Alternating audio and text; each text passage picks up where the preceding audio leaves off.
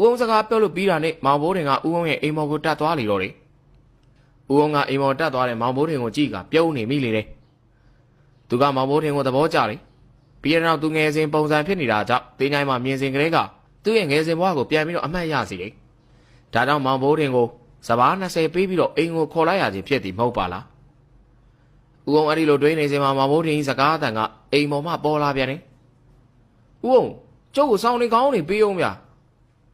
ဩအေးအပေါ်ကတယောက်လောက်စောင်းတဲ့ခေါင်းပေးလိုက်စမ်းပါဟေးအဲ့မှာဦးအောင်ကအဲ့ဒီလိုသာပြောလိုက်တယ်။မောင်ဘိုးတင်ကဦးအောင်အိမ်ကြီးကိုသဘောကျနေတယ်။အိမ်ရှိမှာအခန်းတစ်ခန်းသာကျုံးမြင်များနေကာထားပြီးကြံသောနေရာကဖုံးကြီးเจ้าကြီးပမာရှင်းလင်းနေလေတယ်။သူ့စိတ်ထဲမှာအိမ်ထဲမှာတခုခုလုံနေသည်ကိုတွေးနေစဉ်ဘုတ်ဆိုပြီးတော့အတန်နဲ့တူစောင်းတဲ့ခေါင်းကသူ့နားကိုကျလာပြီး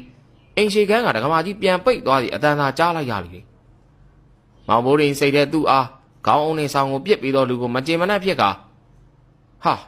လူလိုပေးလို့မရဘူးလားဗျာထမင်းခူးပေးတာလဲခမရပဲမလားမောင်ဘိုးတင်ကအခန်းကြီးဘက်ကိုကြည့်ပြီးတော့ပြောလိုက်ကအိမ်တောင်မှလိတ်ထားတဲ့ဖျားတစ်ချက်ကိုယူပြီးအိမ်ရှိခန်းမှာခင်းလိုက်ပြီးတော့အိတ်နေလိုက်တယ်အိမ်ရင်နဲ့ဘေးပတ်ဝင်းချင်းကိုကြည့်လိုက်ပြီးတော့တိပြီဖျားစင်မရှိဘူးပဲအဲ့ဒါကြောင့်ငါစိတ်ထဲတခုခုလိုပါတယ်ထင်နေတာ